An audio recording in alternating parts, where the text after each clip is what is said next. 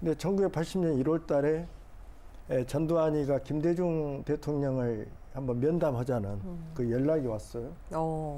근데 이제 김대중 대통령께서는 네.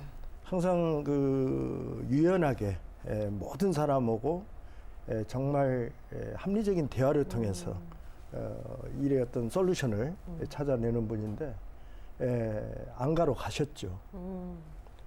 근데 그 이학봉이라는 네. 사실상 12.12 군사반란에서 정승화 체포부터 시작해서 네. 서울에 보면 정치판을 갖다가 쥐락펴락했던 5.17 비상계엄 청구 확대 조치까지 그 사람이 바로 이학봉이라는 작자예요. 이학봉이요. 예. 당시 전두환 보안사령관 밑에서 가장 막강한 그야말로 김대중 대통령의 낙인을 찍는 우리 군부가 끌고 가는 정치판에 협조하면 네. 당신을 사면복권 시켜주겠다. 흥정을 겁니다. 이게 전제가 협조입니다. 예. 군사정권에 협조해라. 그리고 그걸 더 직설적으로 말하면은 대통령을 포기해라. 정치 활동하지 말고 조용히 있어라. 조용히 있어라. 예. 그냥. 그러면은 사면복권을 시켜주겠다. 그러니까 김대중 대통령께서 그러한 명분 없는 협조는 할 수가 없다. 그래갖고 이제 자리가 깨지죠. 그러고 나서 이제 새로운 어떤 정치 일정을 기대하는 네. 국민들의 여망에 겨우 부응하는 듯한 자세로 1980년 2월 29일 날 김대중 대통령을 포함한 민주인사들에 대한 사면복권이 이루어집니다. 네, 맞습니다. 그래가지고 그 당시 동아일보 김상만 회장이 네. 인천기념관으로 상김씨를 초청을 하죠. 세층 상김씨입니다. 김대중, 김영삼, 김용필.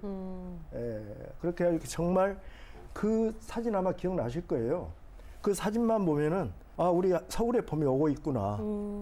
그야말로 2월 29일 아니에요? 겨울의 끝자락. 네. 그래서 이제 3월 진짜로 1일 봄이 서울에 온다. 봄이 시작되는구나. 예.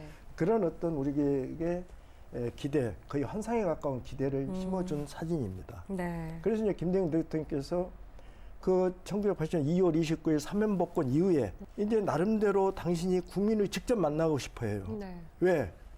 1979년에 이 12.6 사태 이후에 김영삼 신민당 총재와 김정필 공화당 총재한테 간곡한 마음으로 먼저 이 군사정권이 길어지면 안 된다. 그 명분 없는 계엄이 너무 지속되고 있다. 네. 그래서 계엄 해제를 요구하시라. 국회를 열어서. 국회 열어서 계엄 해제만 통과시키면은 바로 그날로 계엄 해제가 되지 않느냐.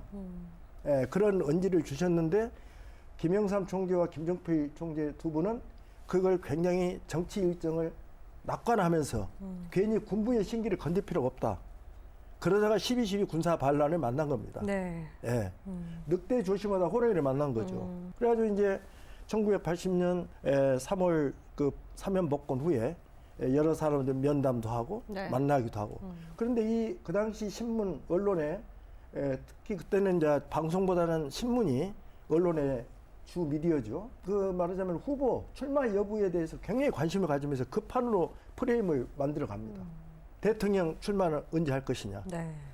후보 단일화를 어떻게 할 것인가. 이러면서 김영삼 총재는 빨리 김대중 선생한테 네. 입당을 하시라. 신민당에. 그래 입당 좋다. 그런데 입당을 승낙하고 진행하겠다 하는데 거기서 신민당 김영삼 총재 주위에 있는 분들이 어떻게 됩니까? 입당을 하려는 제야 인사들, 네. 그들을 심사하겠다. 그러니까 이제 신민당의 이 처사를 보면서 김대중 대통령과 그와 함께 민주화투쟁을 반유신투쟁에 선봉에 섰던 제야 인사 여러분들이 이건 모욕적이다. 그렇죠. 오히려 숨어있던 우리는 자들이 유신 밖에서 유신체제 해체를 위해서 그렇게도 노력을 했는데 유신체제에 몸담았던 분들이 누가 누구를 심사한다는 것이냐. 이거는 그야말로 어불성설이고 적반하장이다.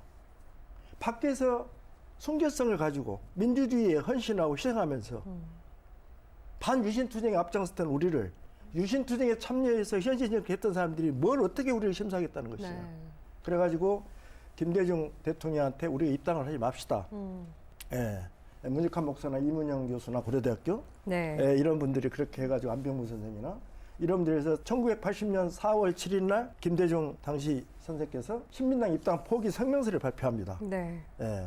그러니까 첫째는 민주진영에 닿았던 것을 국민에게 보여줘야 되고 신민당의 속고태세를 강화시켜주고 도와줘야 될 사람들이 심사하겠다는 데 대해서 우리는 모욕을 금할 수 없다.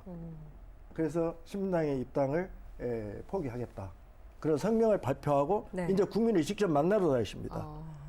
그것이 유명한 동국대 강연, 한시대 강연, 그다음에 그거죠. 예.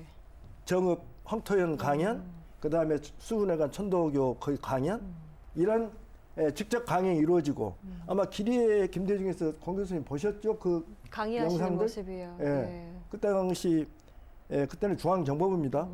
국가안전기획부는 전두환이 정권을 잡고 중앙정보부 이름을 안전기획부 국가안전기획부로 바꿨고 네. 중앙정보부에서 그때 녹화한 것을 대통령 당선 이후에 우리 길이의 김대중 영화에 그걸 사용을 했습니다.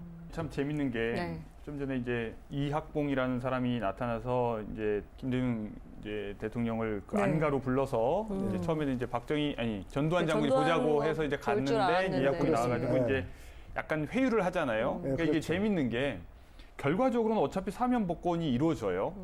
그런데 어차피 국민 여론 때문에도 할 수밖에 없는 걸 할 거면서 미리 그걸 선물처럼 주는 것처럼 이렇게 한번 떠보는 거죠. 네. 그렇게 해서 내가 너한테 특별히 사면 복권을 해줄 수도 있는데 너 그 대가로 뭐 정치 포기를 한다거나 아니면 우리하고 협조를 해서 고분고분한 야당 노릇을 할 건지 뭔지 이런 식으로 이렇게 네. 넘겨보는 거. 아, 이 치졸한 술수. 이게 이제 빤히 보이는 거죠. 그러니까 네. 이게 이제 세상 물정을 잘 모르면 정말 나만 사면 복권 해주는 건가? 그러면 이제 냉큼 받고 만약에 이제 거부를 하면 영영 뭐 제대로 이제 정치 활동도 못 하고 사회 활동도 못 하게 될까 않을까. 두려워할 수도 있죠. 근데 이제 쉽게 안 넘어가시는 분인 거죠. 근데 이제 아무튼 그런 빤히 보이는 그런 일들이 김대중 대통령 인생에 여러 번 나옵니다. 네.